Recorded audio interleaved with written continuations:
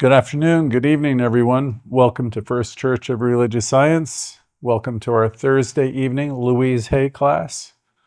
We also call it our self-healing class. For all of you who are signing in now, for any of you who are signing in this afternoon or tomorrow afternoon, throughout the week, on any of the social media channels, I want to welcome you all. If you happen to be new, I want to welcome you. I'd like you to know every Wednesday we meet for our Creative Living series. Same Zoom links, by the way. Reverend Jimmy, hosts that gathering where we explore how to bring more joy, purpose, and spiritual intelligence into our day-to-day living. Thursday, this class is our beloved Louise Hay class. It's a place where you can remember the truth that you can heal your life. And one more commercial. Every Sunday morning at 10:45, we have a meditation, and we have our main lesson of the week starting around 11.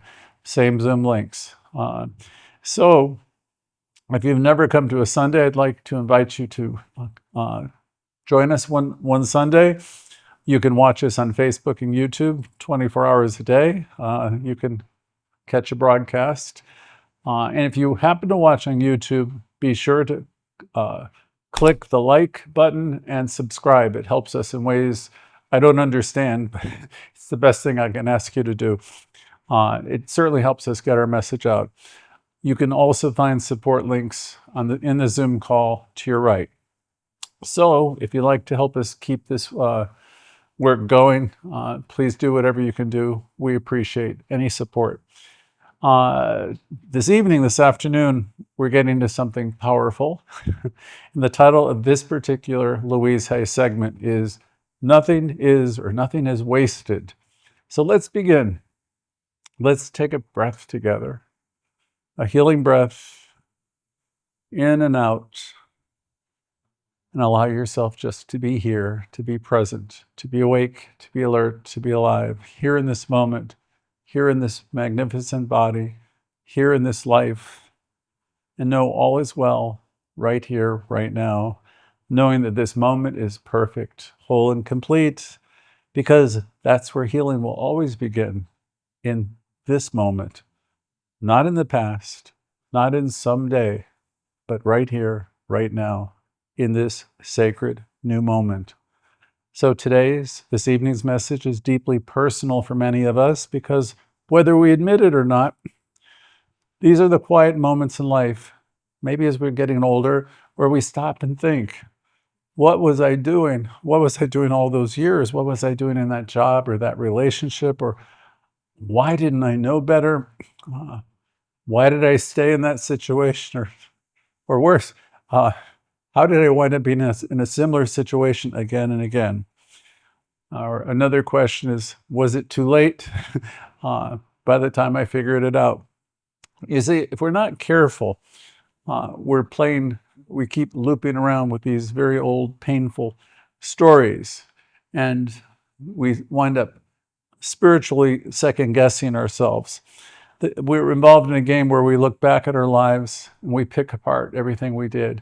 And that's really harmful, and people do it a lot. We go through the things we've done, the conversations we've had, every chapter, and we traumatize ourselves with every so-called mistake. And then we quietly wonder, did I waste too much time? Have I missed out my real life?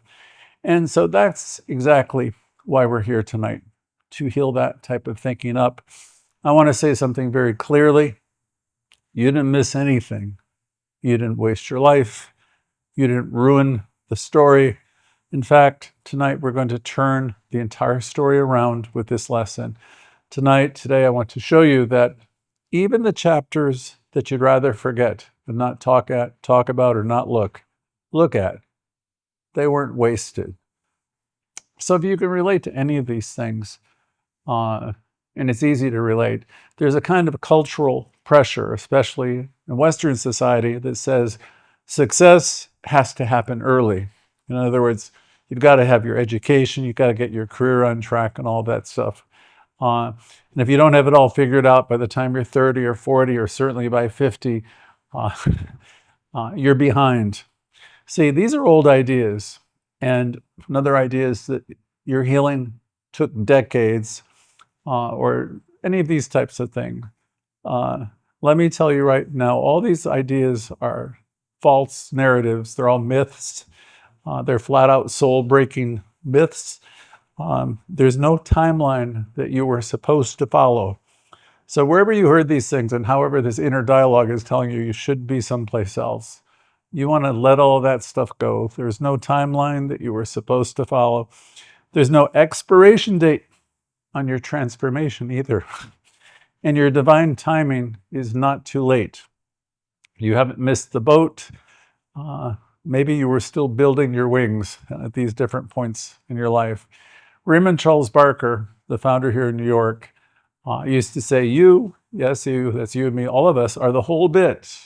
He didn't say, you were the whole bit 20 years ago and now you've expired. You're not the whole bit anymore. He said, you're the whole bit. Wherever you are on your journey, you have everything you need.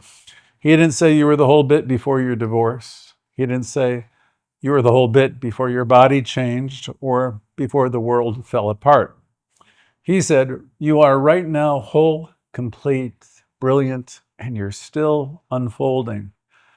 We know all the stories about these people that achieve success after these dates. See, we're supposed to be on our track by the time we're in our 20s and 30s, but there's many people who didn't achieve worldly success until much later. I usually think first of Colonel Sanders. He didn't launch Kentucky Fried Chicken until his 60s. Or my mother used to watch and cook Julia Child's cookbooks, but most people may not realize that she didn't begin till after she was around 50, if I remember right.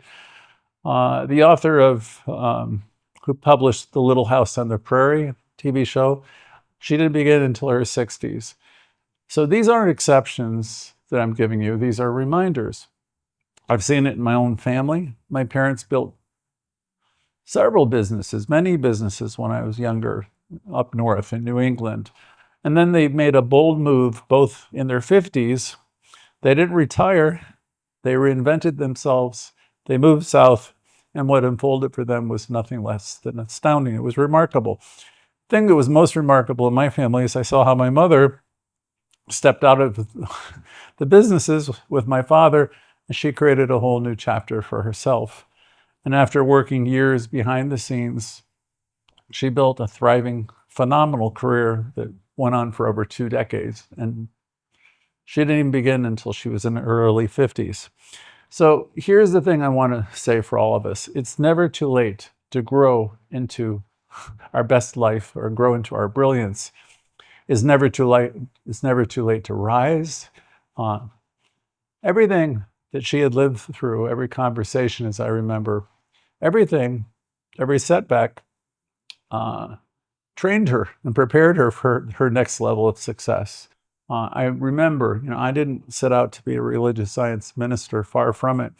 I started out volunteering my time week after week at a Louise class.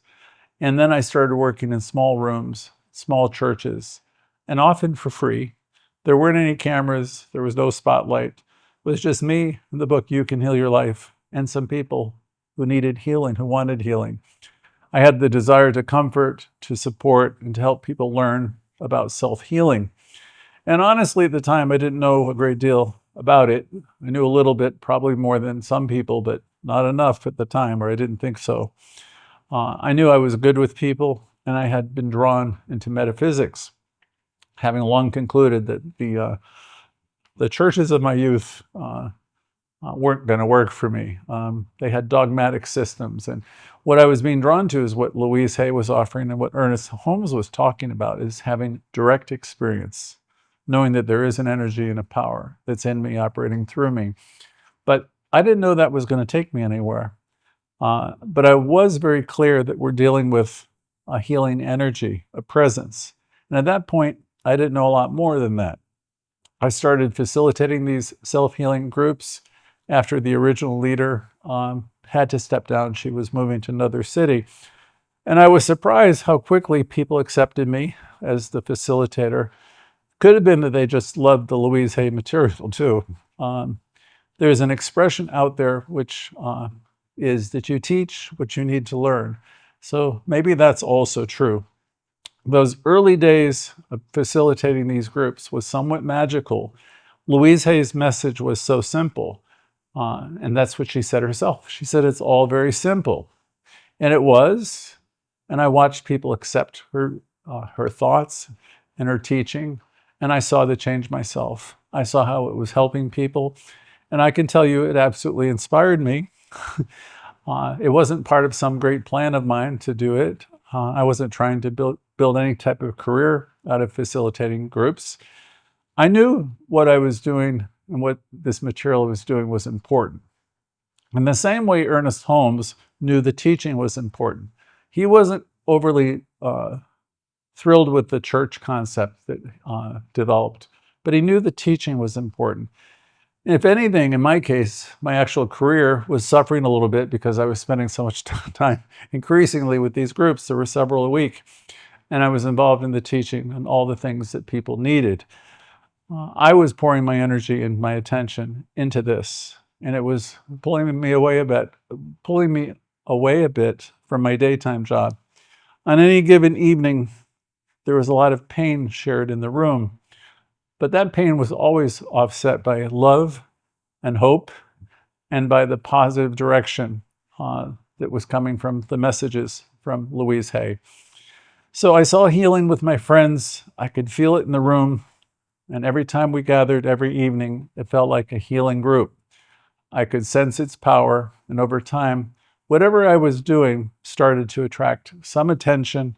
We went from living rooms to classrooms to treatment centers to sanctuaries to stages.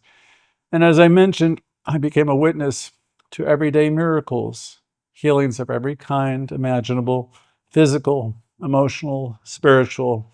I saw families reconnect. I saw relationships mend. I saw people open up to one another that I never thought would again. I saw trust and acceptance begin to grow where there had been absolutely none. There had been shame. So these healings are tough to describe because they were quiet, they were sacred, they were very real. And it was a couple of years later, I decided to become a therapist. So, as in the case of some of these other people, it was never part of a plan. But I didn't realize, life has plans for us sometimes, as happened in my mother's case and different people. You're being prepared for something greater than what you might figure out for yourself. All I knew at the time is what I was doing was making a difference. I worked with people living with AIDS. I worked with people struggling with low self-esteem. And I worked in psychiatric hospitals and school systems. So I share some of these stories today, not to impress you, but just to invite you, to remind you that if there's any part of you that still thinks it's too late for me, or what you have is incurable, or whatever it is can't be improved, I'm telling you, it can be. You might say, I've missed my calling, or anything else in your mind that tries to tell you that it's too late or you can't do something. I'm here to tell you it's not too late. You haven't missed anything. You're always in the perfect place, the perfect time. And I don't think it makes too much difference whether you're 38 or you're 78 at this point. Louise Hay didn't publish the book You Can Heal Your Life until her 50s. And it changed millions of lives, tens of millions of lives. Ernest Holmes said it this way. Principle, this divine principle we teach and talk about, it's not bound by anything that's happened before. It's not bound by precedent. So it doesn't matter how many false starts you've had, or how many mistakes you've made, or how long it took to heal, or how long it's taking, or how long you've been carrying regrets. The moment you center yourself and align with truth, everything begins to change. You haven't missed your moment. You are standing in your moment right now. That's an important thing to realize. You haven't missed anything. You haven't missed your moment. You are standing in it right now. So we want to rewrite the story. Nothing's been wasted. We're talking about the brilliance of your evolution, the brilliance of your becoming. So let's pause for a moment and talk about one of the hardest, most liberating parts of healing. We want to change the way we talk about our past. We want to change the way we think about our past, because no matter how much we grow, Many of us still carry an old inner script that says, I should have known better. I should have done this. I should have done that. I stayed too long. I wasted my best years. I ruined my life. I blew it. If any of that sounds even slightly familiar, we want to stop that. We want to stop in the name of love. If any of it sounds familiar, we don't say these things aloud, most of us, but these ideas live inside of many people. They whisper in the background, and they shape the way we see ourselves in the present. You note most Thursdays they'll ask, what has it been like being you this week? What has the inner dialogue been like? Because I want you to pay attention to that, because it shapes the way you see yourselves in the present. So what if that story you've been playing in the background all these years isn't true? Because it's not. What if it's just habitual? What if it's a habit, an old groove that's been going around and round in your mind? And maybe now you're finally ready to rewrite it. Louise Hay taught us that every thought we think is creating our future, and that includes the thoughts we repeat about the past. She said, forgiveness is for yourself because it frees you. It lets you out of the prison that you put yourself in. Let that settle for a moment. We're not rewriting our past to deny it. We're not erasing the pain or pretending it didn't matter. What we're doing is liberating the meaning that we've attached to it all. You see, pain is real enough, but suffering comes from the story we build around the pain. Misery is optional. It comes from the story that you built around it, around your circumstances. So today, this evening, I want to invite you into a sacred practice, one of the most powerful ones I know.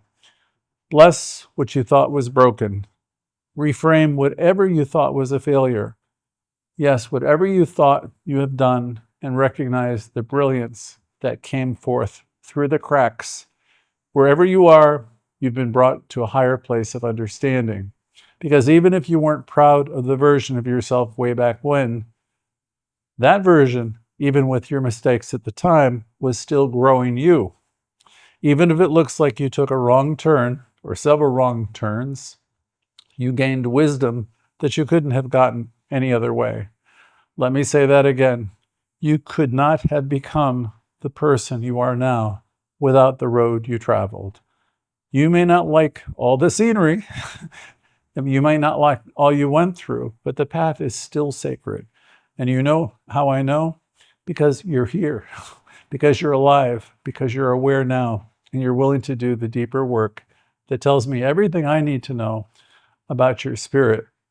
Louise also reminded us that we're always doing the best we can with the understanding, the information, the knowledge that we have. So we want to give ourselves a break. And that includes the version of you that was 25 or 35, 55 or 65. It includes the version of you that made all the hard choices, or maybe the version of you that avoided the hard truths and choices. And here's where we get caught up again and again. We have this thing we do. We compare ourselves. We look at ourselves through a distorted lens. We'll zoom in on our flaws and what we did wrong. And in a moment in time, we'll say, I should have known better. I should have done better. And then we're going to look at other people's lives from the outside and assume they have it all together. We forget we're comparing our full experience to just a glimpse of someone else's. And we never know the whole story. We forget that we are the creators. We create the version of ourselves we believe in. And then we create a version of others we expect to see. So when we judge others, we're not seeing them as they truly are. What we're seeing is our projection. And when we judge ourselves, we're not seeing the truth about us. What we're seeing is a story that we haven't yet forgiven. So sometimes at this moment in the class, I invite people to look at what they've created, because it's not just the job that you have or the home or the family or the bank or whatever it is. We create the stories, we create the identities, we make people out to be different roles. We have a long list of shoulds. We create the version of ourselves who's not allowed to be free. And we create the version of others who must disappoint us. But what if we let all of that go?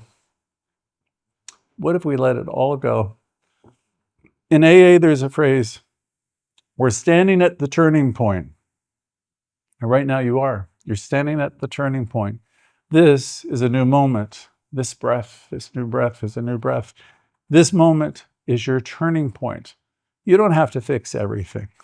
You don't have to prove anything to anyone. You just have to let go.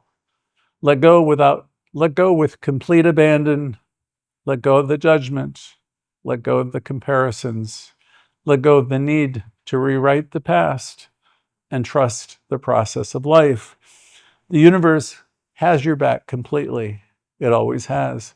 And if you're willing to release the old dialogue, the tired inner voice that only knows how to replay the same old stories, if you're willing to release that, then something extraordinary happens.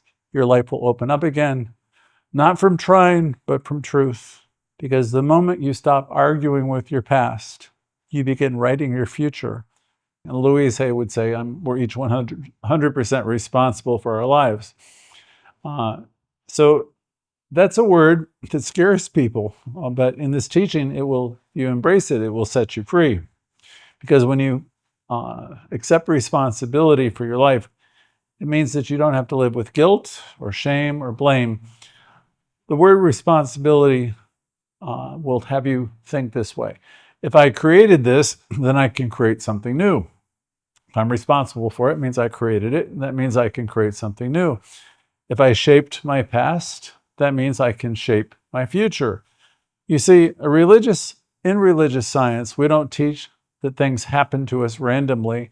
We teach that we are always creating through our beliefs, our patterns, our choices, our vibration. And that we get the realization, then when we really get to understand that, then there's a certain dignity that comes from it, because then we realize we're not victims. We're not at the mercy of fate or our families or even our former selves. That part of you that was 25 might have done that. But you're not there anymore. All of that has been stepping stones to where you are right now. So we are caused to our own experience. And yes, that could be sobering, especially when we've gone through a lot of pain. But it's also deeply empowering, because when we reclaim our role as creator in our life, co-creator, everything changes.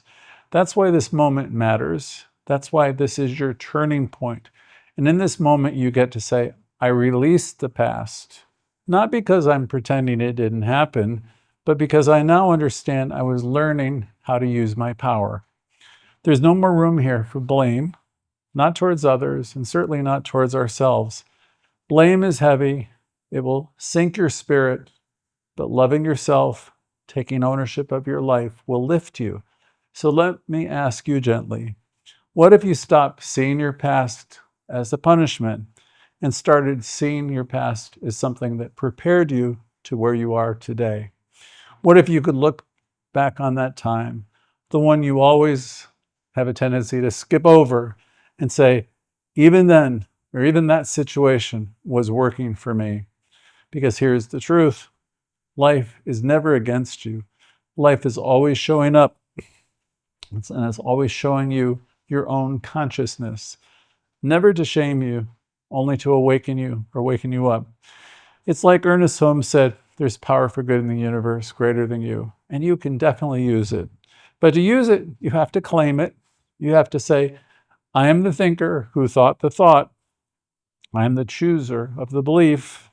I'm the speaker of the word. You see, Florence Scovel Shinn said, your word is your wand. It's not your history it's not the past. It's what you're thinking right now. It's not your family story. It's not the voice of your inner critic. So today, this evening, I want to invite you to step into that kind of responsibility. Not the heavy, exhausting kind, but this holy kind where you realize that you're creating your life. The kind that says, if I helped create the confusion, I can help create the clarity. If I stayed quiet in the past, I can speak the truth now. I can speak up. If I forgot who I was, I can remember today. And as you stand in that new truth, that awareness of self, here's what I want you to know. You are more powerful than you have ever allowed yourself to believe. And no matter what has come before, no matter how many years you have wandered or wondered, or how far you have drifted, this moment is yours right now. Say, this moment is mine. I'm cause to my own experience. And you're more than enough to shape it. So take a breath with me. Take a breath in. And know that you're doing beautifully. Let me begin an affirmative practice for you. Let's take a breath in together. And another, in and out. And just feel what's been opening up inside of you tonight. Maybe it's a quiet relief. Maybe it's a whisper of new strength. Maybe it's simply the sense, at last, the realization that I'm not broken. The realization that I am blooming, I am becoming. So now let's speak some truths aloud. We're not forcing these, we're inviting them in. Say them with me. Let the words land wherever they land. You can close your eyes or you can keep them open. You don't need to feel anything dramatic. Just let yourself be present. That's more than enough. So here's a couple affirmations. I forgive myself for the things I didn't know. I see the brilliance in who I've become. I see the brilliance in who I've become. I bless the road I walked, even the hard parts. I release the need to criticize myself in any way. I choose to see my past with loving eyes. Again, I choose to see my past with loving eyes. I reclaim my voice. I remember my power. I begin again, right here, right now. I begin again, right here, right now. Followed by, I trust the process of life. I'm enough. I'm whole. I'm free. Again, I trust the process of life. I'm enough. I'm whole. I'm free. So let's collectively take in a breath. Let's move now into a brief visualization to help anchor it all in even deeper. Let your shoulders drop, the muscles in your face soften, let yourself become still. Imagine yourself walking through a beautiful place. There's a path, and along this path there are trees. Each tree, each one represents a year in your life. You see all the trees. Some of them are vibrant, green, lush. Some are bent and very weathered. Some you may not even recognize at first, but as you continue to walk, you realize each tree is rooted in gold. Every single year of your life was fed by something sacred. You stop in front of one tree, the one that used to feel like a mistake, and suddenly you see it much differently. You see its strength, you see its beauty, and you hear a voice. Maybe it's spirit, maybe it's your higher self. Maybe it's the deepest part of you. It says, nothing was wasted. Nothing was wasted. You were growing, you were becoming, and you are brilliant. You were growing, you were becoming, and you are brilliant. Let those words sink in deep and settle into you. Now step forward into a wide open clearing. The sun is now shining and you're barefoot in the grass. This is your now, your new moment, your turning point. You feel light, you feel wonderful, you feel strong, ready. And as you stand there, let one word rise up in your heart. Let one word that represents what you want this next chapter to be all about. Whatever word comes to mind, maybe it's peace, maybe it's joy, freedom, maybe it's love, or maybe it's something more personal. Whatever comes to mind, hope, confidence, healing, success. Maybe it's reconciliation with yourself. Whatever it is, just speak it silently to yourself and know this, that word has power. That word has power because you have power. Breathe it in now. Let it become part of you. And when you're ready, gently bring yourself back to our collective gathering. Open your eyes. You're still in the clearing. You're still in the new moment. And the past no longer defines you. You're writing a new story now. So let's come back to this moment, our breath, and let it all settle within you. Not as something you have to remember, hold on to, but as something that now lives in you. You are not the same person you were who began this class. Something in you has softened. Something in you has strengthened. Something in you has remembered the truth. So let's speak it out one last time. Nothing was wasted. The brilliance was always there. And now I begin again. So I want to take a moment for prayer. I'm grateful for the power moving through me now. Grateful for the presence that's always been here.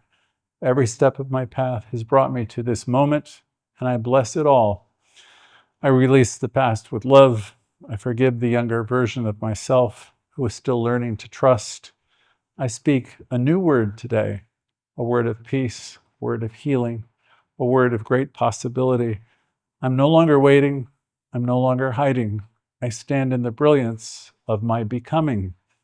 I walk forward, rooted in love, guided by wisdom, empowered by truth. And so it is.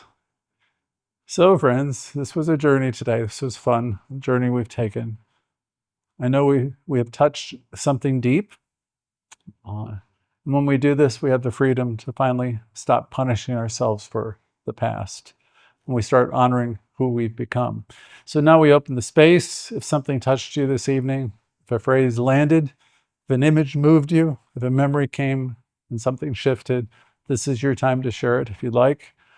You can put it in the chat or you can say it out loud. There's usually time for everybody to share for 1 or 2 minutes at least. Or you can raise your hand also. So let this be a time where we can honor and let the healing happen. There's nothing too big or too small to share. You're never alone here. You're part of a field of love and light and awakening. So today, this evening, you've given yourself a gift that no one can take away. So let's open our hearts and minds, open our circle of love and light, and we'll see who wants to begin. Thank you, everyone, for being here. And so it is.